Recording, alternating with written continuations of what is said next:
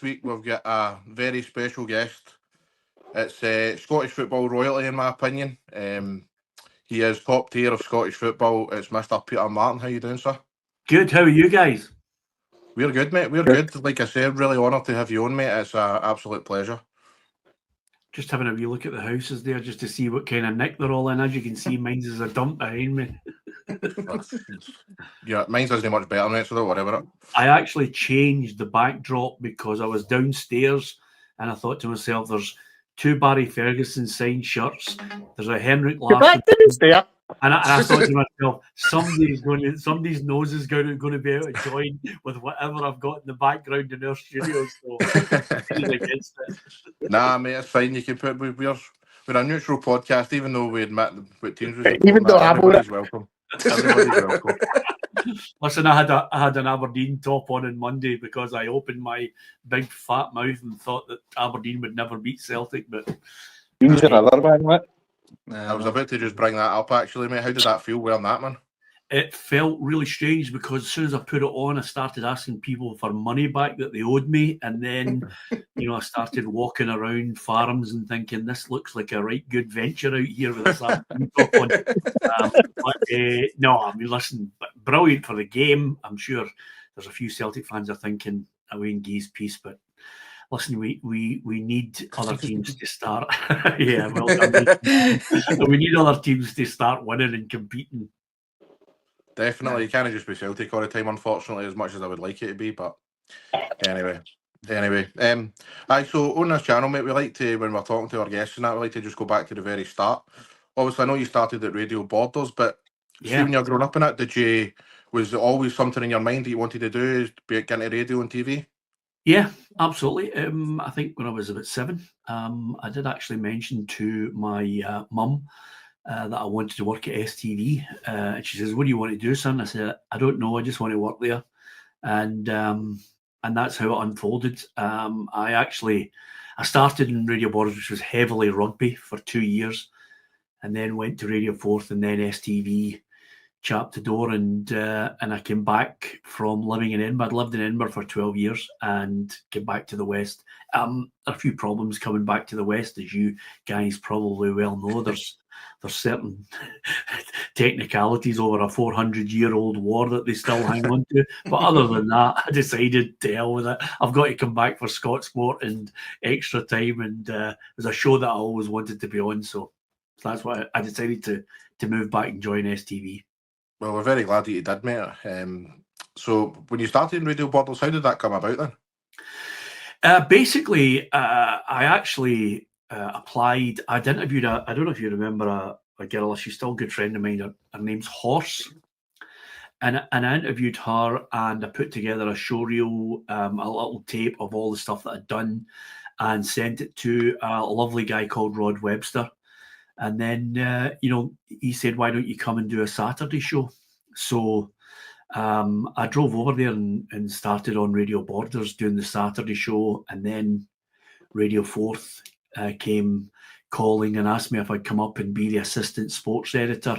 And I met a great guy there who was my boss, David Johnson, who's head of news. He wanted me to do news and sport, but I always wanted to do sport. And he was a great teacher, going through the whole process of journalism, what it takes, all the things to look out for, great guidance from him. And then it took off from there, from Radio 4th. When I was on Radio 4th, I was always allowed to do the Saturday show on Radio Clyde, Super Scoreboard. So I'd started to make a name for myself in the east of Scotland as the reporter for Hibs, Hearts, Dunfermline and Raith Rovers. That was my bag. I started over there and became the East of Scotland reporter on Super Scoreboard on a Saturday.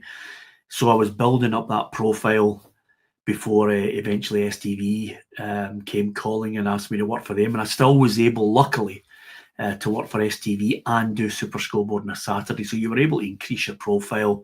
I could report, I could present, and I could also commentate. I was really, really lucky. Sometimes nowadays you get pigeonholed, you can only do one thing, but I was able to do 2 or 3. Right. I was going to ask, what were the challenges back then that you wouldn't really necessarily get now, or vice versa? Well, I think it's tougher now if you're a journalist trying to get jobs now, because the newspaper industry is not, it's not that it's dying, it is going through a transitional period. There will always be a form of journalism when it's online, whether it's an older generation who now buy papers, and it's an ever diminishing figure. So journalists now who are coming out of university have to work out ways to hone their skills. They need to have 5 or 6 different skills.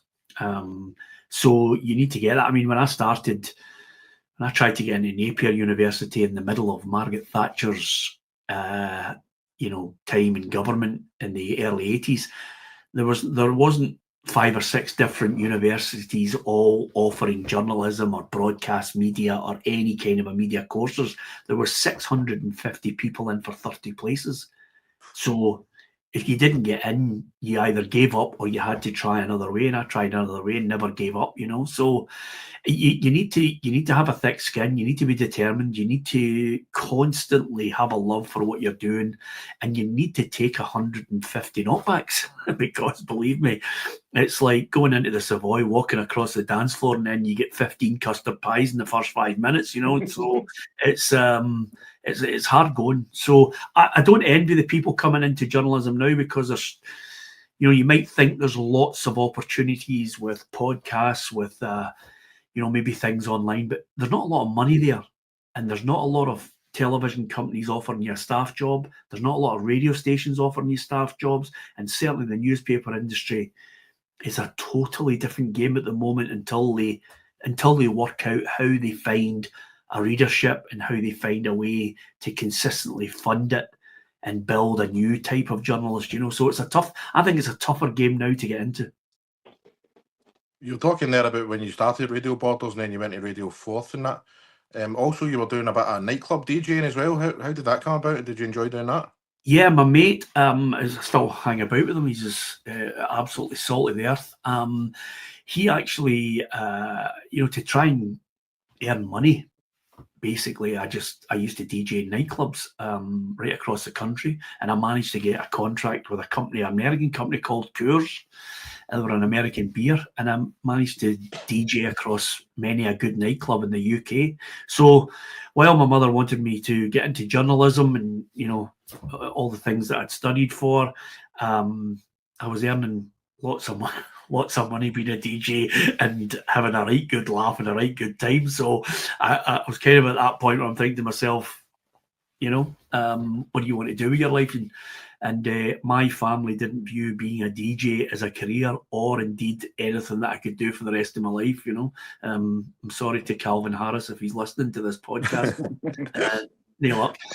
Is that Rangers pop he's gone? That's magnificent. Well done. It doesn't hide these colours well, does it? Is it the Uri? Is it the Uri? The Uri. I wore it especially for you. Oh, fantastic! Excellent. We have a great mix of journalists who work for PLZ Soccer, and I always say to them, be a fan. It's not a crime to be a fan of whatever team you were brought up following. And I said, but just as soon as you cross the door at PLZ Soccer, you've got to do your job as a professional journalist. And one of our journalists, a big Rangers fan, and I felt that sorry for him, because our staff room has so many strips, but not too many Rangers memorabilia. So I put up the 2 Barry Ferguson strips that he gave me when he was playing for Rangers, one against Auxerre and one in a league match, and I've got them all signed by Barry right above his desk just to keep him happy. You've got to get a happy medium here. Definitely. Well, we did start, let's be neutral, because I was thinking, I start a Celtic podcast, but then I thought, nah, let's just get the notes. I want to talk about all football. No, exactly. The thing about it is, what you will do is you'll get more mileage out of having your mates who are Celtic, Rangers, Hibs, Motherwell, whatever.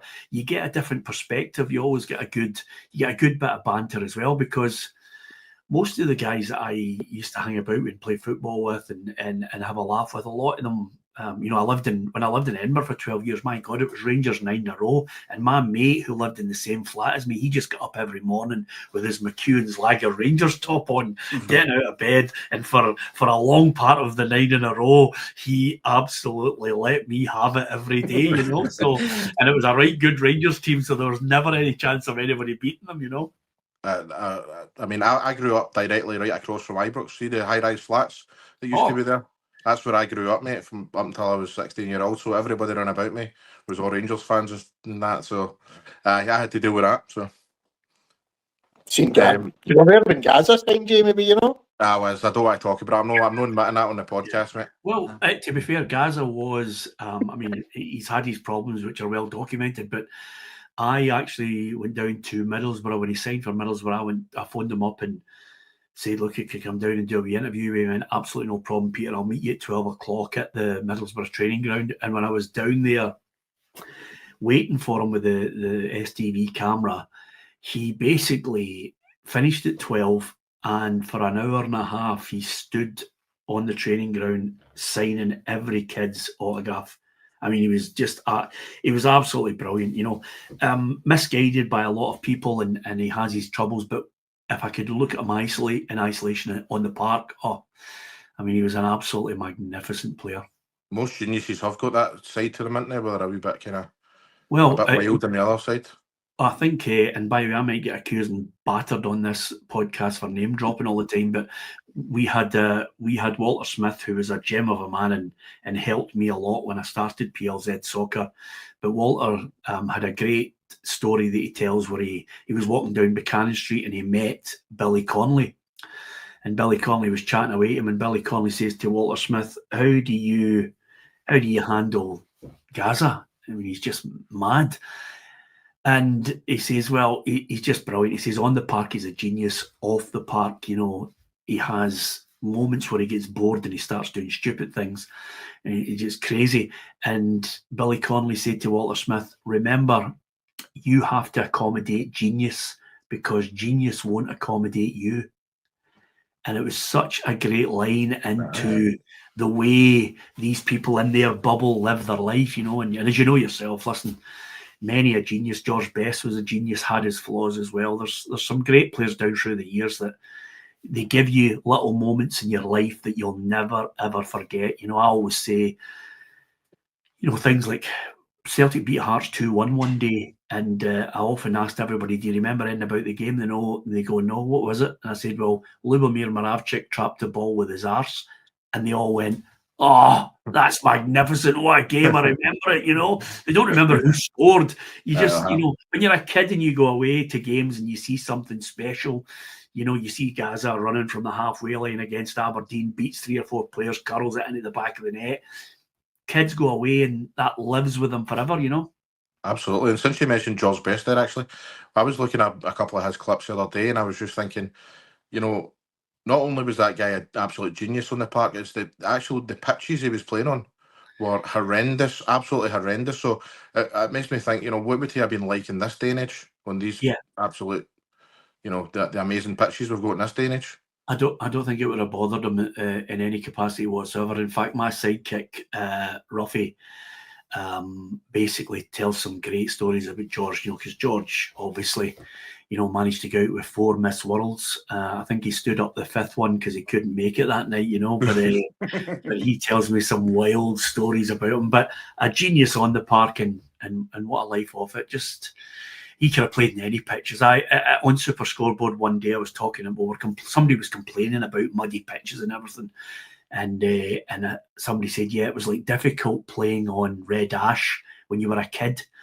And Davy Province said, if you were a good player, you could play on any surface. Mm-hmm.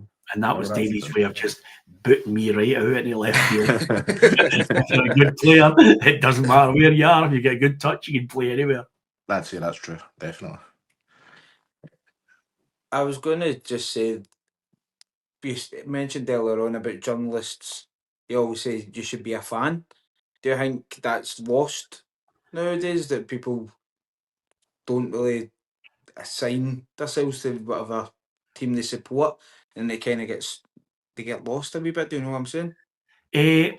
Well, I tell all our journalists, yes, be a fan, because you're brought up in a family, you're brought up in, you're brought up in a culture, where you want to go and see your team. Absolutely go and see your team, and enjoy it, enjoy your mates, enjoy everything about it, enjoy some of your mates who support the opposition. That's what I say to them. If you're in the profession as a journalist, you've got to try and offer balance. You've got to be impartial. Now, believe me when I tell you this, there is 10% of your audience and probably 10% of my audience right across the board who will basically turn around and say, oh, Peter Martin's been a journalist for 30 years and he's been a big Celtic fan.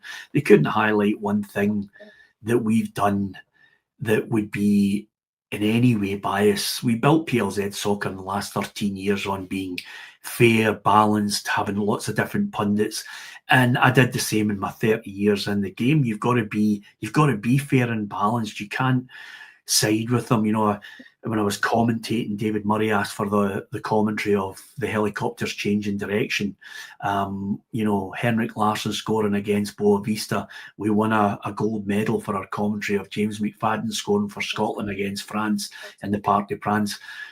You have to be balanced. You have to go and interview people. You have to go and look at a game and not wear tinted specs and then offer your honest opinion on it. Some people don't like it. I think more so nowadays, there's more of the pundits who are what I call, and this is going to be slightly controversial, but I might as well fire it out to you. There's more pundits nowadays who are flag wavers than there has been before. People that, and I'm not going to name them, you can draw your own conclusions, but there are people who just wave flags and do whatever, chairman, chief executives, board members phone them and tell them to do. So I think from that point of view, you can sift through them. You can make your own mind up on certain issues. The one thing that you can't deceive is your own eyes when you're watching a game. You can look at it and you can wave your flag and you can wave your scarf and, make accusations of referees and conspiracy theories a lot. But at the end of the day, I'd rather be known for somebody who's given an opinion, and it's an honest opinion based on what you're watching. It cannot be clouded by who you support. And I say that to all our team on here. We've got some excellent people working at PLZ. I've brought on so many journalists who have now gone on to broadcasting elsewhere. They've supported all sorts of different clubs, but when they come in the door, we ask them, be impartial, do your job to the best of your ability, always strike a balance. And by the way, some of our pundits who've come on, some of our journalists will think, I'm not going to like him. Barry worked for us for 3 years, and I've known Barry such a long time. Barry Ferguson, one of the nicest guys you'll ever meet, but people's perception of him and the reality are two totally different things. We used to have a ring of steel around him at Christmas when we went out for the Christmas parties, because people would come up and noise him up and try and dig him up and try and start a fight. But when you get to know him, brilliant guy. Neil Lennon worked for us for the last couple of years. When you get to know him, a nicer guy you'll never meet. People are people. We are all the same. It's good to actually get to judge people when you meet them and trust them and take them at face value. By the way, there are a few complete morons, but we'll do that top 10 later. That actually surprises me what you're saying about the flag waving thing, though, because I'm just thinking to myself, why would you get involved in that kind of that industry if you're just going to be biased? Because it's like, if I put stuff on TikTok, clips or whatever, like at the weekend there, I was totally honest and said, Celtic weren't good enough. They didn't score enough goals. Aberdeen won the game fair and square. Well done to them. And see some of the comments, it's like, your team and this, and you're like, hold on, I'm a Celtic fan. And people just assume that you support a certain team because you've got an opinion against something. It's weird. Yeah. I was going to say that. Sorry, Peter. I was going to say that when we started. Everyone was convinced Jamie was a Rangers fan. And the only thing I was going to say you need to prove it is to actually wear like a green and white sun green and just start singing Fools of Athenry or something, because everyone was just like, your team, and he's like, it's not my team, no. It's not about my team. Well, the funny, I did mention a story I've told on one of our programmes, which is basically when I was working at Radio 4th, Sandy Jardine was a a good pal of mine. I got him to be my co-commentator on Radio 4 for Hearts and Hibs games. He was a great lad, great dry sense of humour. And anyway, he phoned me up one day and he says, "Look, Peter," he said, "we've got a sponsors game at Ibrox." He says, "Is there any chance you could come through and you take one team and there'll be another team there playing at Ibrox?" And I said, "All right, okay." I says, "Is everybody wearing Rangers strips?" And he went, "Aye." He says, "But who cares, you know?" So I thought, I'm going to get pelters from my mates, right? So I go to Ibrox, the big sponsors, and I phoned my pal Alan, who's a great lad, and I said to Alan, "Listen," I says, "there's a sponsors game." I said, "I know you're a big Rangers fan. Why don't you come and I'll get you into the dressing room. You can play as well." And Alan's like, "Oh, Peter, this will be the best day ever in my life. This is unbelievable." So the two of us, I picked him up in Brigton, and the two of us went to Ibrox, and he's gone through up and down the marble staircase into the dressing room. And as we opened the dressing room, Walter Smith and Ali McCoist had the full Rangers strip with my name on it underneath the framed picture of the Queen. "This is for you, Peter. Enjoy." So I couldn't stop laughing. It was a right good noise up, and Sandy and all them were absolutely brilliant, you know. But listen, football's just a game. There's more important things in life than, you know, worrying about what team you support and things like that, as you guys well know. Even though he's wearing his brand new Rangers top. Right out of the packet. It's not. Yeah.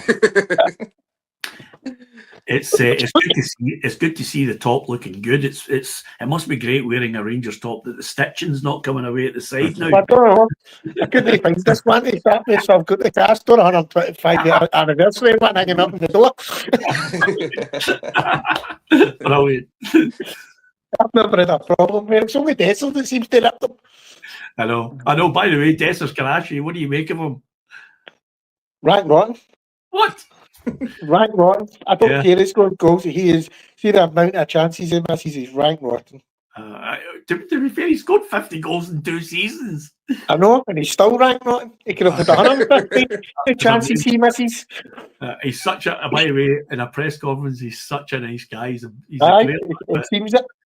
See if you. It just shows you if you're second anywhere. I mean, there's a guy who used to play for Celtic, and sadly, he was in the news a couple of weeks ago because I think of it's either Alzheimer's or dementia. I can't remember the exact one, but his name was Andy Payton. And Andy Payton had a good goal. Alzheimer's he has. Sorry. Alzheimer's. He had a good goal scoring record for Celtic, but he was in a losing Celtic side that couldn't win, you know. And people think, you know, he was a flop, but he really wasn't. You know, it just shows you Dessers just divides so many people. One minute you think he's a world beater, and then the next minute you're thinking, no, Rangers have finished second. It's not good. I think it's just it takes a wee bit more than just scoring goals. I know that sounds crazy, but like, you look at Torrey Andre Flo for Rangers back in the day. People will look back on him as a bit of you know, remember that Torrey Andre flop? Yeah. He scored a lot of goals for Rangers. You remember Harold Bratback for Celtic scored a lot of goals, but he's not looked upon as like one of the top strikers we ever had. So I think it just makes you that more. Adam Mida as well this season. He scored 20 goals off the bench, and people still say £9 million down the pan. Yeah, well, I think it's the same. He's still got a bit of time to go, but I would say to you that you always have to listen to what a manager says, and then you have to watch what a manager does. And he took £20 million worth of talent off the park beyond the hour, and that tells you exactly what he was thinking. So he took Engels off, and he took Ida off, and he brought Johnny Kenny on to change the game for Celtic. Since we're talking about this, Peter, I was going to bring this up, mate, but I don't want this to turn into an argument. But you were saying on PLZ, you were saying the other day on PLZ that Celtic should have signed a striker in January. I don't think they should have, mate. I don't think we needed one. Yeah, I don't think we needed one. Well, listen, the other good thing about it is Peter Lawwell and the board looked and they've said they've backed it. This is where the balance comes in. You've got the board who have backed the manager and spent a lot of money. Now, whether Brendan had a say in the majority of those signings, only he can answer that question to say, yeah, I sanctioned this, I backed this. But the board gave Brendan Rodgers, you know, a substantial bit of money. Now, if you put it in perspective, and I don't want too many Celtic entitled fans there who are disappointed at losing the treble. Celtic have won the league. They've won the cup. They've played some of the best football I've seen in 10 years in the stadium in Munich, where they almost took Bayern Munich to extra time. So let's put it in perspective. Brendan came back, his remit was to get Celtic to a knockout stage. He's done that. Win the league, he's done that. Just because they didn't win the treble, it's not a crisis. But what I think people look at, and you've got to obviously highlight certain moments, they had more than enough money, and they've got more than enough money to replace Kyogo. They did have somebody in mind, and it fell at the last minute. Fine, that happens. But by not replacing Kyogo, and they had plenty time to replace him, by not replacing him, they ended up with a situation where maybe somebody would have scored that goal in Munich when the ball raced across the line in the 6-yard box that could have actually put the game Celtic's way. That's a sliding doors moment. Who knows? Could have happened, might not have. Celtic couldn't break down Aberdeen's low block, and again lost 2 games to Rangers. Now, Kyogo or a replacement for Kyogo might have made the difference. And if you remember, Kyogo was a real thorn in Rangers' side. So a lot of Celtic fans might be in your camp. I think the board deserve, the balance of saying, listen, they backed the manager. But when you look at the manager, listen to his comments in press conferences, and you watch what he does when he makes substitutions, he is telling you there are certain people that are not good enough. £6 million for Trusty. He's on the bench. He's not even getting on the park. He's playing Liam Scales ahead of him. And now you're in a situation where you look at Engels at 11 million. He's a young boy, like Ida. Maybe he's going to get better. But a lot of people just wanted a replacement for Kyogo. And certainly when Johnny Kenny comes on, no harm to the boy, but you're asking a lot of him to change Celtic's fortunes in a cup final. I do know what you're saying, but then my argument with that is Adam Ida was bought for over £9 million. But then obviously if he's not cutting it, then we had Dyson Maeda, who's ended up being player of the year once Kyogo left. So, I do understand what you're saying, but I think that Celtic, they had time.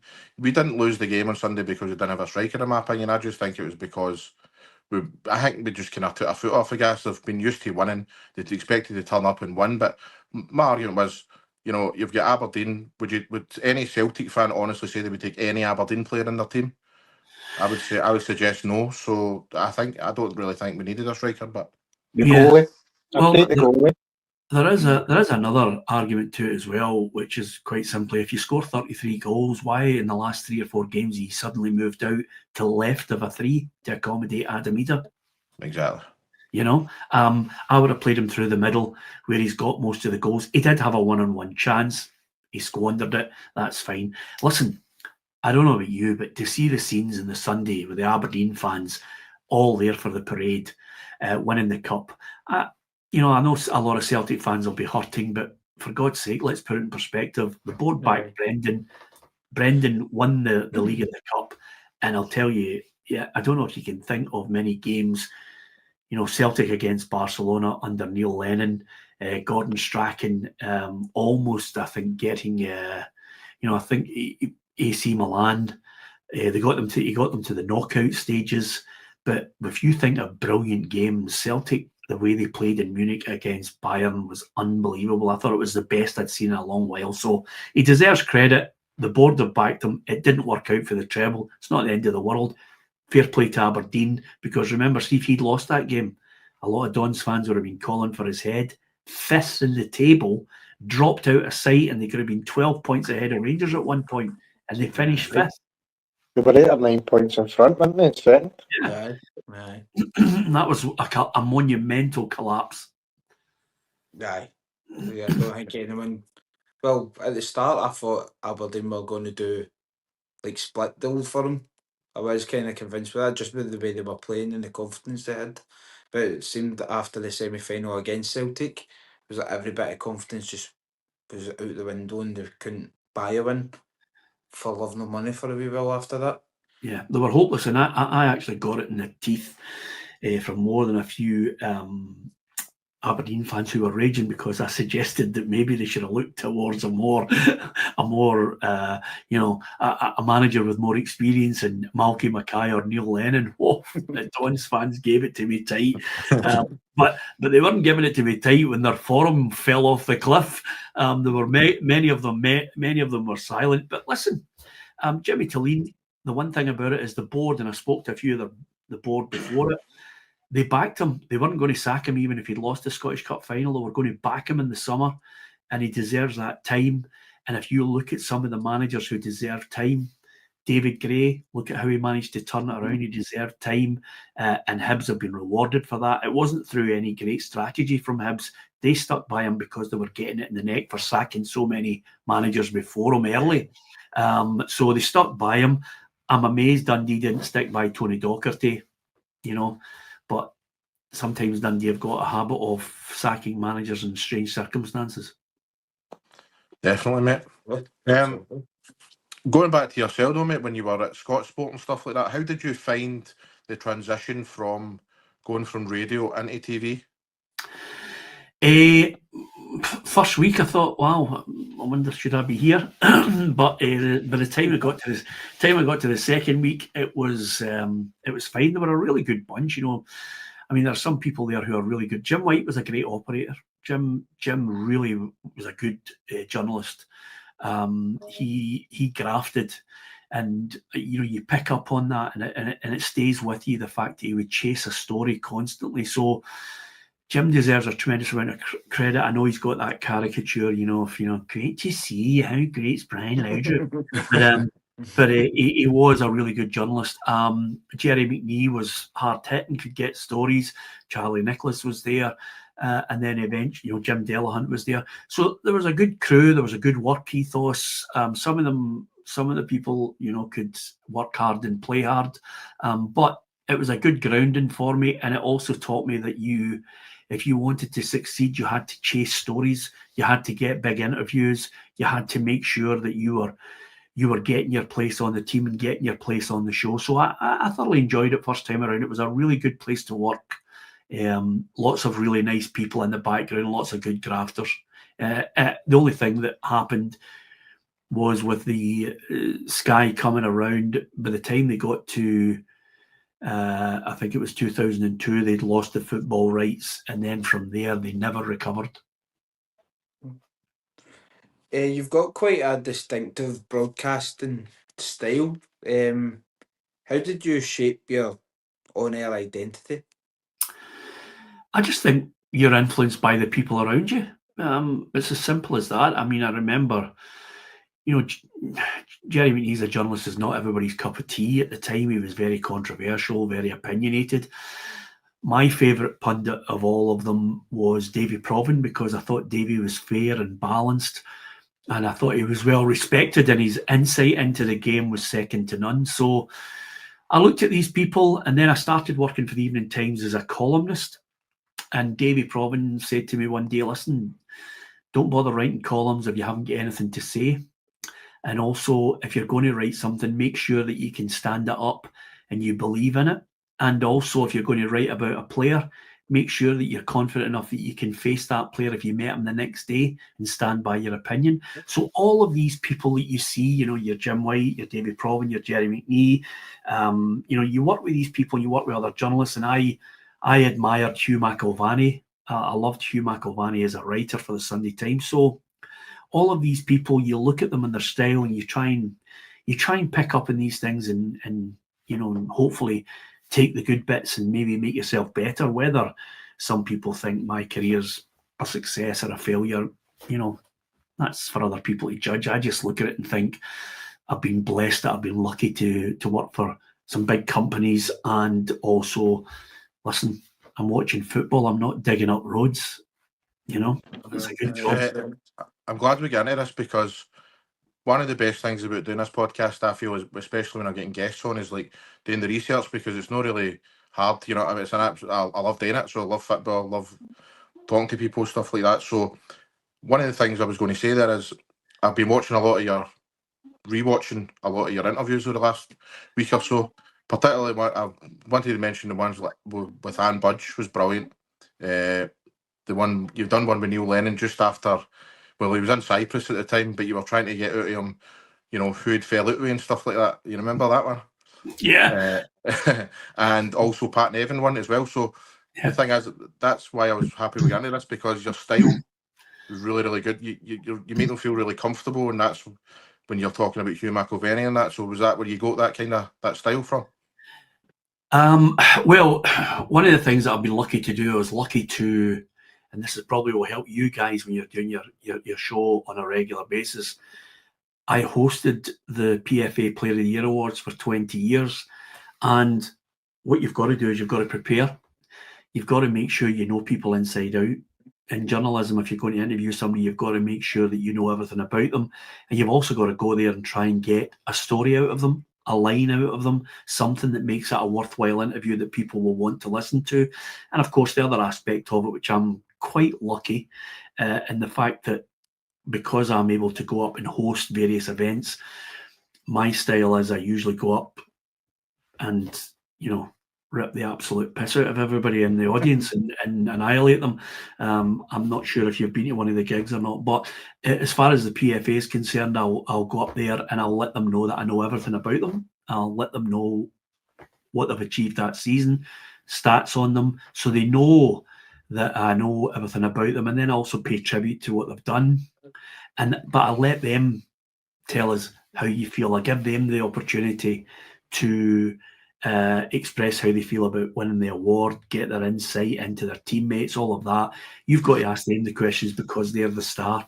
And then eventually what happens is I wait and then I listen to what they've got to say, and then I'll pick up on something and leather them. It's as simple as that. And they know it's coming, which is good going. Unfortunately, I've not been to one of the gigs, right? But that takes me on to my next question. When I was telling people you were coming on today, loads of people were saying he's hilarious. That's a great one. And don't take this the wrong way, right? But all I've seen is like PLZ stuff, which you are funny on. You and Ruffy have a great laugh, Tam. But like, I just see you as like the absolute professional when I'm watching it. So, is that a conscious thing where you're trying to find a balance there? Well, there's a totally different. There's Peter Martin, who's the broadcaster, and there's Peter Martin, who is the host on an event. They're two totally different people, because I think when you're 30 years in the game, you want to be taken seriously. Yeah, you want to have a laugh, you want to entertain people, but you've got to understand, you know, it depends on what way you want to put the show. You know, it depends on what way you want to set the tone for your program. I want people to understand they're going to get an opinion on the program. I want them to have a laugh. I want me to basically try and extract a wee bit of fun out of people as well, because it is an entertainment after all. But I can't go on and be, you know, the person I am when I'm on a stage. Because if I was on a stage, you know, and I'm leathering people all the time, it's a hard one, because footballers go on. I mean, Dylan Easton came in to the studios the other day. The other place for Wraith Rovers, a great lad, and he walked into the studio and he looked at me, and he just went white, and he thought, "Oh my God, it's not you! You're going to batter me!" And I went, "No, I'm not doing it." I says, "Tam McManus is doing the interview with you."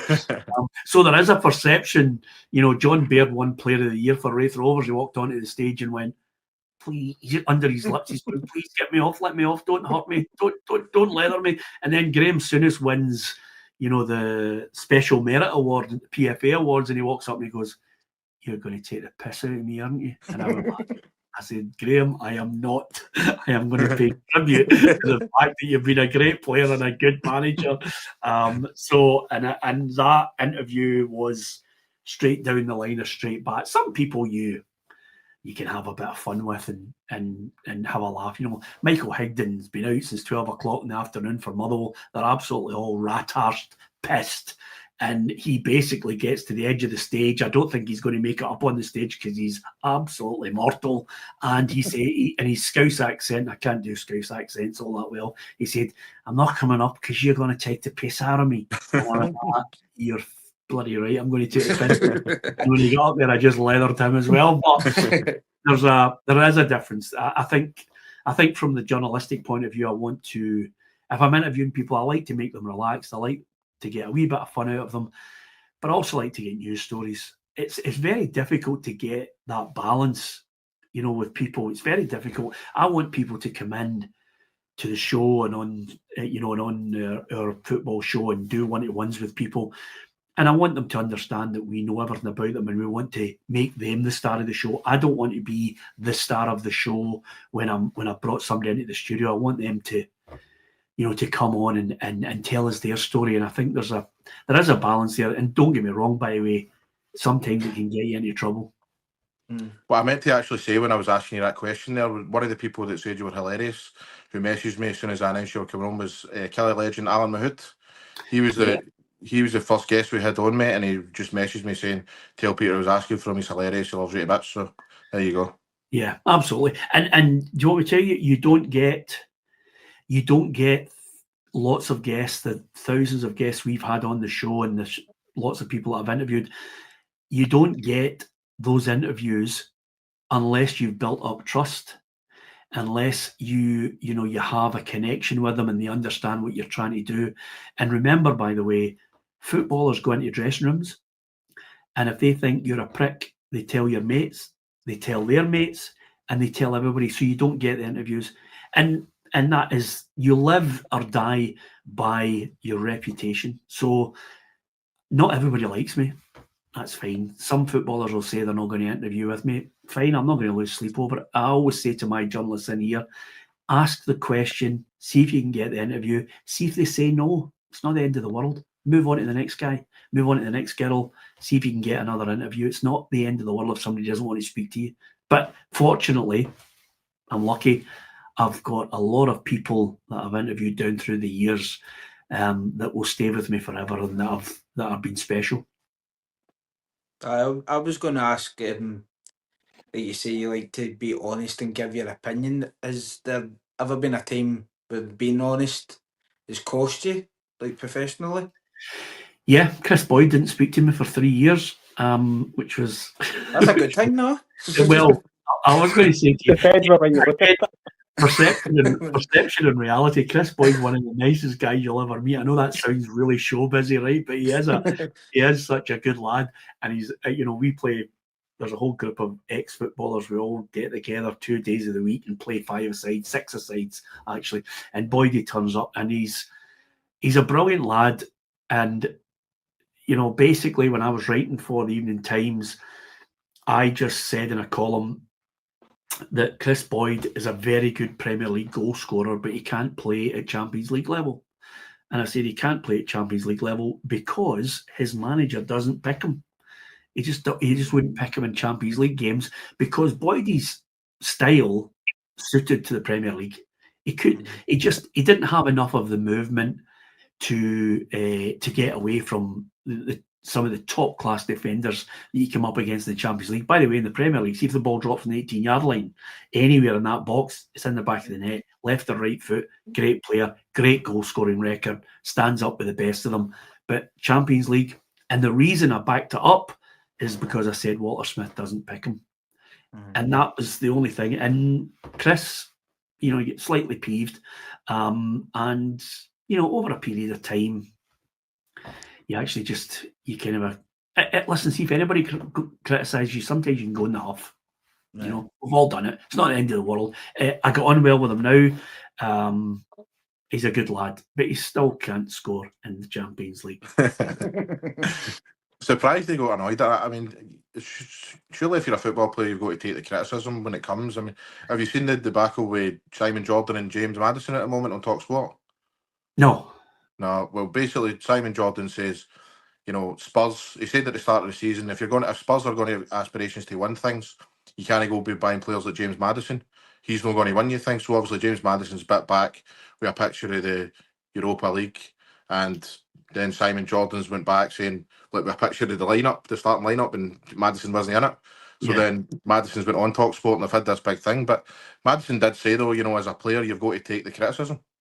Yeah, listen, at the end of the day, as long as the criticism is not unfair, you've got to offer it. Now, if Simon Jordan believes a certain thing, remember there's a wee bit of entertainment value to it as well, and what I call some people, and I work for Talksport, at one point, where there's shock jocks and people who try and stimulate reaction from everybody. James Maddison's a good player. My God, I'd have him in the team. But if Simon Jordan believes that, then all well and good, But James Maddison's right. Players have to take criticism. The other problem they have, though, and this is where I do have a problem with some people, is you get some footballers who have got fans beside them or mates who are constantly in their ear, just filling their head full of dross. At the end of the day, a player knows if he's not at a certain level. A player knows if he's not playing well. It's painful. He's a human being. They're not beyond feelings, so they're going to feel hurt. Sometimes they react differently, but they're still going to feel hurt if they get taken off and they're subbed, or they think they should be in the team and somebody else is getting picked. They get peeved, and if a journalist has to say it, sometimes they get hacked off and sometimes they go in a huff. That's human nature. I don't know why anybody suddenly thinks a footballer is totally different from you when you go to your work in the morning. They're not. Since we're on the subject of talk sport, I just want to mention that Rory Jennings is the worst pundit I've ever seen in my whole life. My God. You see him, all he did was Rory, flagged Ange Postecoglou. He flagged him rotten, and then he put a big video out on the That's the reason he brought that up, because he's slagged Ange. He loves and that. then he's done a big video down there apologising. I'll go to Orang. I've been telling him all year he's got it wrong. But Rory's still lifting a check at the end of the month. He's quite happy. He made up to support Tottenham as soon as Ange got the job. I'm not alone. I'm not the only Celtic fan that done that, let's be honest. By the way, he's a really, really funny man, Ange Postecoglou. I interviewed him and I was lucky enough to do a couple of one-to-ones with him on stage for the Celtic Foundation charity. And he's a great laugh. He's a typical Aussie sense of humour, really good fun, good lad. I must admit, some of the times I would be sitting behind the couch watching his team defend. It was just mental, How do you think of the 49ers situation at Rangers? Who do you think will be the next manager there? Well, I have to tell you, if it's David Ancelotti, I don't think anybody will be quaking in their boots. I think it's a situation where he's inexperienced. It's Carlo Ancelotti. It's his son. It's not somebody who's got any great pedigree. Will he have a lot of money to spend? Who knows? Has he got the experience to be able to put his ideas down and get a team that's capable of beating Celtic? I'll tell you one thing, if it is Ancelotti, or even if it was Russell Martin, or even if it was Steven Gerrard, they're facing a different Celtic now. This is a Celtic side with, 100 million minimum in the bank, a top coach, and it's going to take time for Rangers. Anybody that thinks they're going to be able to flip this in one season, I think it's going to be one of the toughest jobs ever. I must admit, if it was Ancelotti, I'd be looking and thinking to myself, that's a big gamble. Who would you, if you were in the Rangers board, who would you have picked to be manager? You know what? I know I would have gone for somebody like Marco Rose, but I don't think he'll be going there because somebody would have fired out that photograph of him with a Celtic scarf on at some stupid game somewhere. But I would go for somebody that's got a bit of experience, tried and trusted, who can actually go. If you look at it, Kashinya didn't work out, mayhem in the background. You look at Michael Beale, the biggest con ever that Rangers have bought into, that he was the power behind Steven Gerrard's 10 in a row.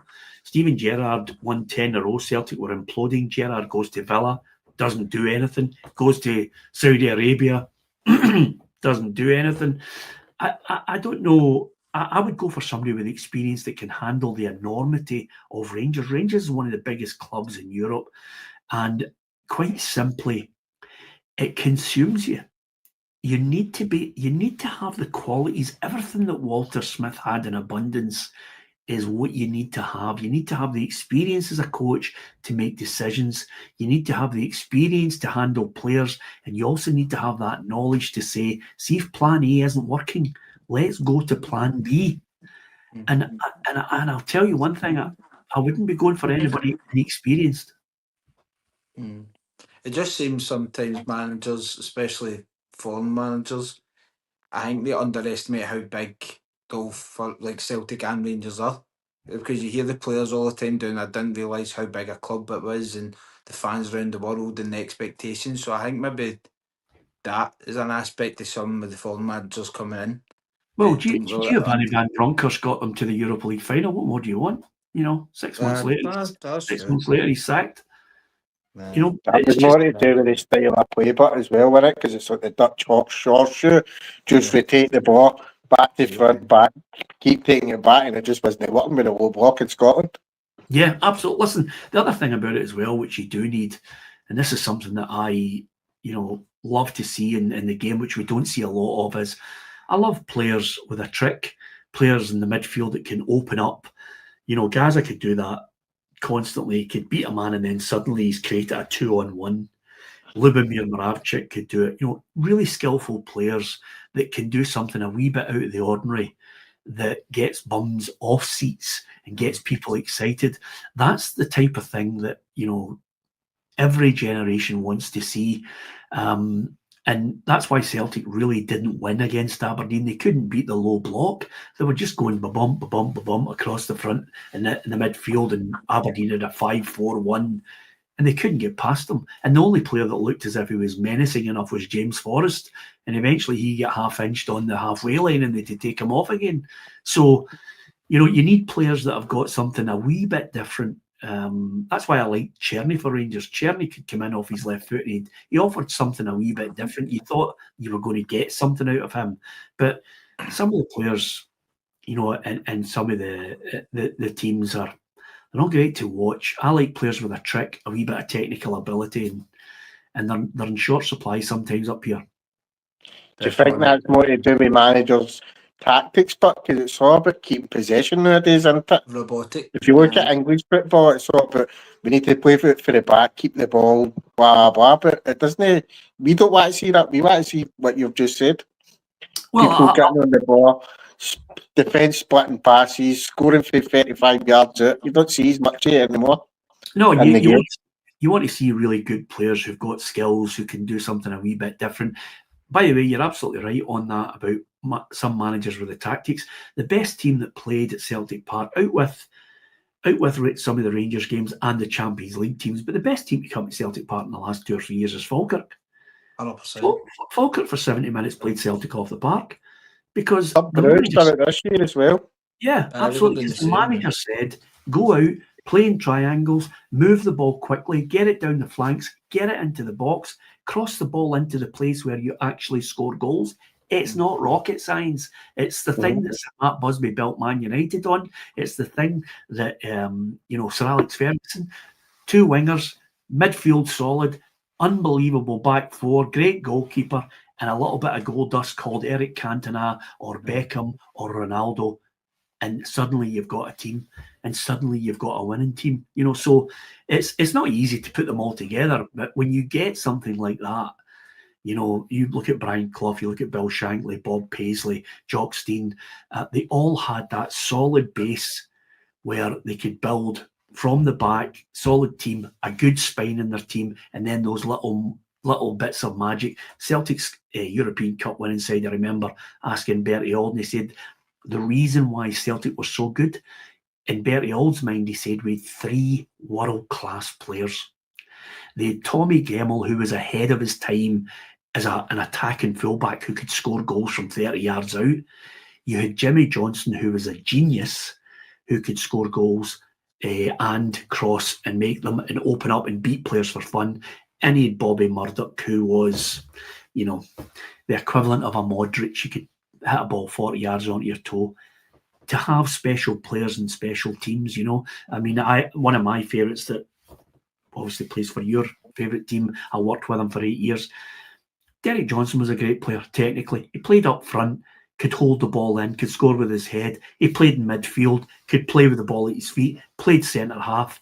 If Derek hadn't played at centre half for so many years, he'd be the top post-war goal scorer, way ahead of McCoist. He played centre half. So it was a fabulous player, but we had millions of them. You had Tommy McLean, who could float a ball onto Derek's head. Just great players. We took them for granted. But, Yeah. One of my favourite players is John Robertson of Nottingham Forest. John Robertson was the slowest guy over 100 yards. Your mum could beat him in a race. But see over 6 yards, he could skin everybody. It was brilliant. It's funny you mentioned Derek Johnson there, because that's my mum's hero. As soon as I said I'm starting a podcast, she's like, "Can you ever get Derek Johnson on?"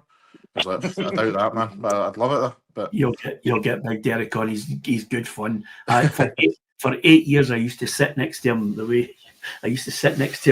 in the Radio Clyde sports desk, and I just looked and go, I can't believe he's just so funny. We had so many laughs. He was absolutely bonkers. And then once I'd left Radio Clyde, I never thought I'd get somebody who was just as mad as him, but Ruffy takes some doing. Definitely. But I wanted to ask you, Peter, about PLZ, mate. Obviously, you started that after doing your radio work, your TV work. What made you get into that? Obviously, it's a media company. So how did you start that, mate? My wife. It's as simple as that. My wife turned around and said to me, listen, you can present, you can report, you can commentate, you can write. Why don't you start your own company? And I looked at her and I thought, you know what? I'm going to do that. Teamed up with Ruffy. We put a football show together. And then before I knew it, I thought to myself, I'm going to build the media company up. I'm going to build it and take on journalists. I'm going to try and teach them as much as I know, which is thanks to all the people that I've worked with down through the years. And we built it up and we just kept, bringing on more and more journalists and trying to create as much content as we could, unique content, different programs. And it snowballed from there, and we've got bigger and bigger. Our brand is well known, and I think we've got a good reputation. The one thing that is unfortunate sometimes, but it doesn't really bother me, is, some people might look at it and say, it's Peter Martin's PLZ Soccer. It's not that now. It's the sum of all parts. The success is all the other people who work on it. There's some people who don't like it because they always want to tag you in this city in the west of Scotland for being one half or the other. But we take a great pride in the fact that down through the years, all the pundits we've had with Ruffy, Gordon Smith was with us for long and weary. Barry Ferguson was with me for 3 years. So all the different clubs that we've had, we've had pundits from every team. And we've had a lot of laughs along the way. And if you looked at the back catalogue of all the interviews that we've done, we've had some fantastic interviews with not only footballers from here, but right across the globe. I've been lucky enough. I had a 1-to-1 with Pele. It was magic. Interviewed the Brazilian Ronaldo. Sat in Brian Clough's house, and his wife had made tea and sandwiches for us. Hey, it doesn't get any better. If I drop dead tomorrow, what a life.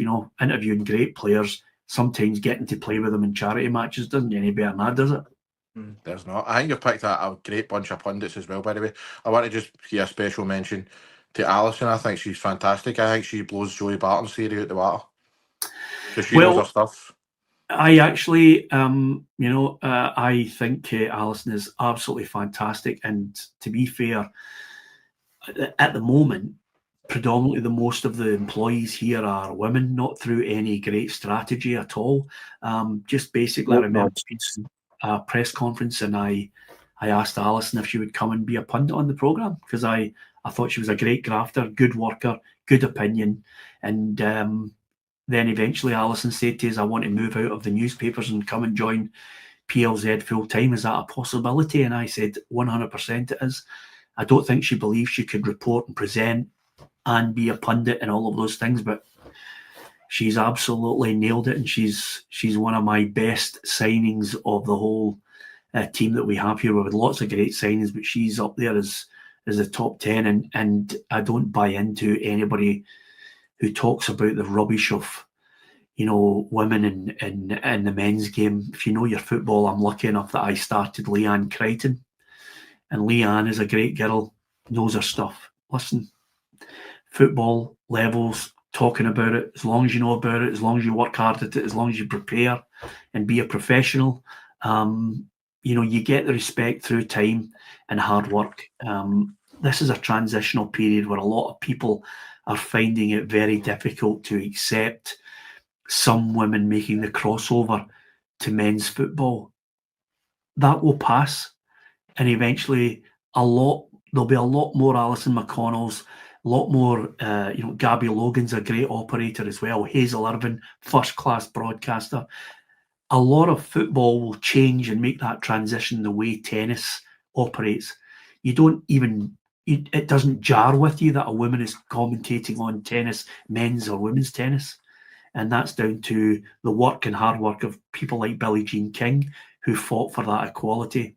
Some people who can't move with the times, stuck in the dark ages, time will pass and they'll realise that, male, female, as long as they know about the game, as long as they've played it, they want to offer their opinion. Some people might not have played it, but have worked hard at being journalists and can give an opinion on it. It'll take a bit of time, but sooner or later, some of the people will move with the times. Some people might never, but I'm certainly lucky that I've got Alison here and more than a few other women who work for us who are absolutely brilliant journalists. Absolutely, mate. So my last question for you, Peter, is what's your plans for the future? Plans for the future? Don't want to give too much away because those newspapers, they'll record this programme and then start talking me again. Well, hopefully everybody plans for the future is never to go on air and say that Rangers can't beat Celtic, and if they do beat them, then I'm going to wear a Rangers strip on the Monday. Don't do that, man. What's that, Kenny? Yours. But, a choice here. I know you have. I I think the best thing to do is for me to try and keep doing what we're doing. We've got a few surprises up our sleeves for the summer on PLZ, which I think will surprise more than a few people. So, yeah, we want to try and build, want to try and get bigger and bring on more journalists, offer them more opportunity. There's going to be lots of opportunities to present. There's going to be lots more one-to-ones. There's going to be lots more content. We've just got to keep fighting. And the one thing that we will do is keep trying to produce as much unique content as we possibly can. And, and if the papers and other television companies, bring it on, we relish the battle. That's what it is. It's a battle. And you've got to get up every morning and think, right, let's go out and win it today. That was the way I was brought up in the broadcast and radio and television. You ain't get a story, you're not getting on. It's a good way to work it out. Absolutely, pal. Well, I'm speaking on behalf of myself, Corey and Davey. Just want to say thank you very much for your time, Peter. It really has been a bucket list moment. I know this is the first time you've met me, mate, but I've known you for practically all my life. So thank you very much for your time. Really appreciate it, mate. Can you give me the £1 for the Henrik Larsson download on the radio that you took? Absolutely, mate. Absolutely. Thanks, lads. Cheers, Peter. Thank you. Yeah,